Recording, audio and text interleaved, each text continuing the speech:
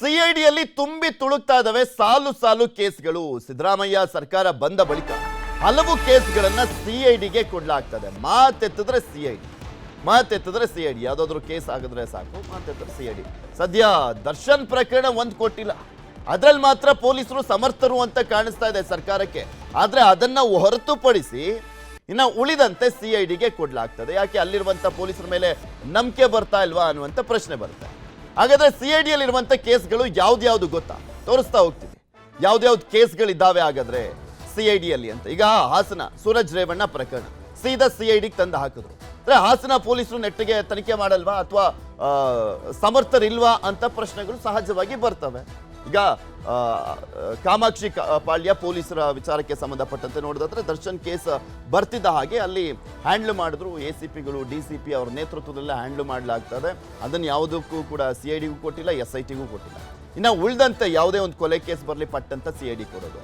ಈಗ bitcoin case ತನಿಖೆ ಕೂಡ ಸಿಐಡಿ ಅಂಡರಲ್ಲಿ ನಡೀತಾ ಇರುವಂಥದ್ದು. ಸಿಐಡಿಯಿಂದ ಪ್ರಗತಿಯಲ್ಲಿದೆ ತನಿಖೆ, ಸಿಐಡಿ ಅವರು ಮಾಡ್ತಾ ಇದ್ದಾರೆ. ಕೆಲ ಪೊಲೀಸ್ ಅಧಿಕಾರಿಗಳನ್ನ ಕೂಡ ಬಂಧನ ಮಾಡಲಾಗಿರುವಂಥದ್ದು. ಈ ಕೇಸ್ಗೆ ಸಂಬಂಧಪಟ್ಟಂತೆ ಕಿಂಗ್ ಪಿನ್ ಶ್ರೀಕಿಯನ್ನ ಬಂಧಿಸಿ ವಿಚಾರಣೆಯನ್ನ ಮಾಡಲಾಗ್ತದೆ. ಸಿಐಡಿಯಿಂದ ಪ್ರಗತಿಯಲ್ಲಿರುವಂಥ ಒಂದು ತನಿಖೆ ಇದೊಂದಾದ್ರೆ, ನಾನು ನೆಕ್ಸ್ಟ್ ಯಾವುದು ಪ್ರಜ್ವಲ್ ವಿರುದ್ಧದ ಕೇಸ್. ಪ್ರಜ್ವಲ್ ರೇವಣ್ಣ ವಿರುದ್ಧ ಏನ್ ರೇಪ್ ಕೇಸ್ ಆಗುತ್ತಲ್ಲ ಅದನ್ನು ಕೂಡ SITಗೆ ಕೊಡಲಾಗಿದೆ. ಪ್ರಜ್ವಲ್ ವಿರುದ್ಧ ದಾಖಲಾಗಿದ್ದಂತ ಒಟ್ಟು 3 ಕೇಸ್ಗಳು.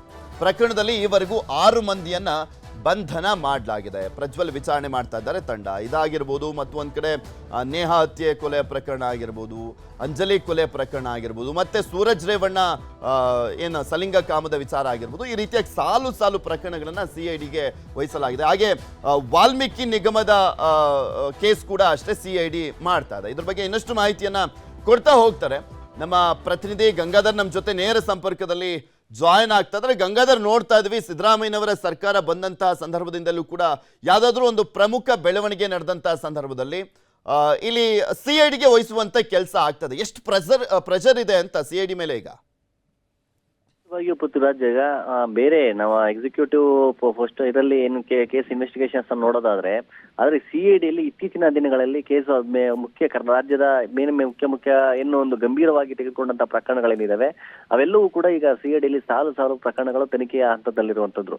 ಅದರಲ್ಲಿ ಪ್ರಮುಖವಾಗಿ ಏನೊಂದು ಬಿಟ್ಕಾಯಿನ್ ಪ್ರಕರಣ ಪ್ರಾರಂಭ ಆಯಿತು. ಆ ಬಿಟ್ಕಾಯಿನ್ ಪ್ರಕರಣದಲ್ಲಿ ಪೊಲೀಸ್ ಅಧಿಕಾರಿಗಳೇ ಬಂಧನ ಆಗುವಂತ ಕೆಲಸ ಆಯಿತು. ಅದರಲ್ಲಿ ಶ್ರೀಕಿಯನ್ನು ಕೂಡ ಬಂಧನ ಮಾಡಿ ಕೆಲವರು ಕೂಡ ಅಬ್ಸ್ಟ್ಯಾಂಡಿಂಗ್ ಇರುವಂತ ಪ್ರಕರಣ ಏನಿದೆ ಅದನ್ನು ಬಹಳ ಮಹತ್ವವನ್ನ ಪಡ್ಕೊಳ್ತು. ಅದರ ಬೆನ್ನಲ್ಲೇ ಹೆಚ್ಚು ಮಹತ್ವ ಪಡ್ಕೊಳ್ಳುವಂತದ್ದು ಮಾಜಿ ಸಂಸದ ಪ್ರಜ್ವಲ್ ರೇವಣ್ಣ ಅವರ ಪ್ರಕರಣ. ಅದರಲ್ಲೂ ತನಿಖಾಧಿಕಾರಿಗಳ ನೇಮಕ ಮಾಡಿ ಇಡೀ HD ರೇವಣ್ಣ ಆಗಿರಬಹುದು, ಮತ್ತೆ ಭವಾನಿ ರೇವಣ್ಣ ಆಗಿರಬಹುದು, ಮತ್ತೆ ಈಗ ಏನು ಕಳೆದ 2 ದಿನಗಳ ಹಿಂದೆ ಅಷ್ಟೇ ಸೂರಜ್ ರೇವಣ್ಣ ಅವರ ಒಂದು ಪ್ರಕರಣ ಕೂಡ ಈಗ ಸಿಐಡಿಗೆ ಒಂದು ವರ್ಗಾವಣೆಯಾಗಿ ಅದರಲ್ಲೂ ಕೂಡ ಸಿಐಡಿ ಅಧಿಕಾರಿಗಳಿಗೆ ಬಾಡಿ ವಾರೆಂಟ್ ಮೇಲೆ ಕಸ್ಟಡಿಯನ್ನು ತೆಗೆದುಕೊಂಡು ಅವರನ್ನ ವಿಚಾರಣೆ ಕೂಡ ಮಾಡ್ತಾ ಇರುವಂತದ್ದು. ಅದರ ಜೊತೆಯಲ್ಲಿ ಬೇರೆ ಇನ್ನಿತರ ನೇಹಾ ಕೊಲೆ ಪ್ರಕರಣ ಆಗಿರ್ಬೋದು, ಮತ್ತೆ ಅದರಲ್ಲಿ ಮಾಜಿ ಮುಖ್ಯಮಂತ್ರಿ ಆಗಿರುವಂತಹ BSY ಅವರ ಫೋಕ್ಸೋ ಪ್ರಕರಣ ಏನಿದೆ ಎಲ್ಲಾ ಮಹತ್ವ ಏನು ಸಾಕಷ್ಟು ಚರ್ಚೆಯಲ್ಲಿ 9 ಕೇಸ್ಗಳು ಸಿಐಡಿ ಅಧಿಕಾರಿಗಳ ಹತ್ರ ಇರುವಂತದ್ದು ಸಿದ್ದರಾಮಯ್ಯನವರ ಸರ್ಕಾರ ಬಂದ ಬಳಿಕ.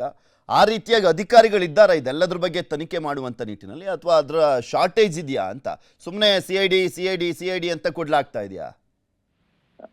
ಪೃಥ್ವಿರಾಜ್, ಸಿಐಡಿ ಅಧಿಕಾರಿಗಳಲ್ಲಿ ಅದಕ್ಕೆ ನೇಮಕಗೊಂಡಂತಹ ಅಧಿಕಾರಿಗಳನ್ನ ಅಂದ್ರೆ ಈ ತನಿಖೆಗೆ ಸಂಬಂಧಪಟ್ಟಂತಹ ತನಿಖಾಧಿಕಾರಿಗಳಿದ್ದಾರೆ, ಮತ್ತೆ ಅದಕ್ಕೆ ಹಿರಿಯ ಅಧಿಕಾರಿಗಳು ಕೂಡ ಇರುವಂತದ್ದು. ಮತ್ತೆ ADGP ಅವರ ಒಂದು ಏನು DG ಅವರ ನೇತೃತ್ವದಲ್ಲಿ ಒಂದು ತನಿಖೆಯನ್ನ ಕೂಡ ನಡೆಸ್ತಾ ಇರೋದು. ಆದ್ರೆ ಸಿಐಡಿಯಲ್ಲಿ ಈ ಒಂದು ಕೇಸ್ಗಳಿಂದ ಇನ್ವೆಸ್ಟಿಗೇಷನ್ ಆಗ್ತಾ ಇದೆ. ಆ ಕೇಸ್ಗಳಿಗೆ ಸಂಬಂಧಪಟ್ಟಂತೆ ತನಿಖಾಧಿಕಾರಿಗಳಿದ್ದಾರೆ, ಮತ್ತೆ ಇನ್ನಷ್ಟು ಮ್ಯಾನ್ ಪವರ್ ಸಿಬ್ಬಂದಿ ಏನಿದೆ ಎಲ್ಲ ಕೂಡ ಇದೆ ಅಂತ ಅಲ್ಲಿನ ಅಧಿಕಾರಿಗಳು ಹೇಳ್ತಾ ಇರುವಂತದ್ದು.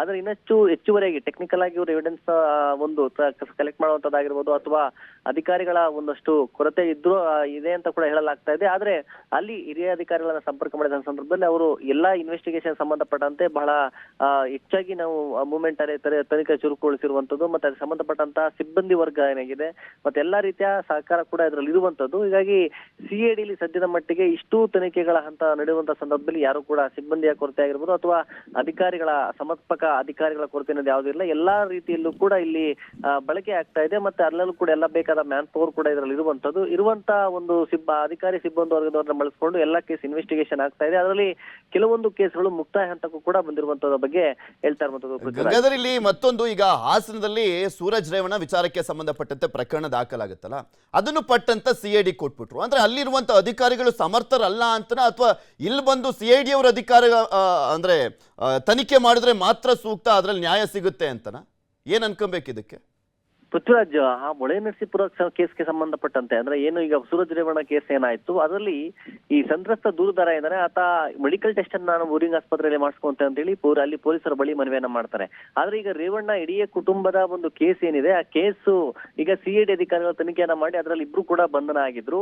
ಆದ್ರೆ ರಾಜ್ಯ ಸರ್ಕಾರದ ಒಂದು ಮುನ್ನೆಲೆಗೆ ಬಂದಂತದ್ದು ಇದು ಸೂರಜ್ ರೇವಣ್ಣನ ಪ್ರಕರಣ ಕೂಡ ಬಂತು. ಆದ್ರೆ ಈ ಒಂದು ಪ್ರಕರಣದ ತನಿಖೆಯಿಂದ ನಿಷ್ಪಕ್ಷಪಾತವಾಗಿ ಆಗ್ಬೇಕು ಅನ್ನೋ ನಿಟ್ಟಿನಲ್ಲಿ ಅದರ ಧ್ವನಿ ಕೇಳಿಬಂತು. ಇದೇ ಕಾರಣಕ್ಕೋಸ್ಕರ ಅವರ ಒಂದು ತನಿಖೆಯನ್ನ ಅವತ್ತಿನ ಕೂಡಲೇ ಅಲ್ಲಿ ಸರ್ಕಾರ ಅದನ್ನ ಸಿಐಡಿಗೆ ಹಸ್ತಾಂತರ ಮಾಡಿತು. ಆ ಪ್ರಕರಣದಲ್ಲಿ ಕೇವಲ ಒಂದು ದಿನದಲ್ಲಿ ಅವರನ್ನ ಬಾಡಿ ವಾರೆಂಟ್ ಕಸ್ಟಡಿಗೆ ಪಡ್ಕೊಂಡು ವಿಚಾರಣೆ ಮಾಡುವಂತ ಪ್ರಕ್ರಿಯೆ ಮುಂದಾಯ್ತು. ಅದೆಲ್ಲ ಒಂದು ತನಿಖೆ ಒಂದು ರೀತಿಯಲ್ಲಿ ಆಗ್ಬೇಕು ಅನ್ನೋ ದೃಷ್ಟಿಕೋನದಲ್ಲಿ ಸರ್ಕಾರ ಇನ್ನು ಬಗ್ಗೆ ಮಾಡಿರ್ಬೋದು ಅನ್ನೋ ಒಂದು ಲೆಕ್ಕಾಚಾರಗಳಿರುವಂತದ್ದು. ಪೃಥ್ವಿರಾಜ್, ಓಕೆ, ಧನ್ಯವಾದ ಗಂಗಾಧರ್ ನಿಮ್ಮೆಲ್ಲ ಮಾಹಿತಿಗಾಗಿ.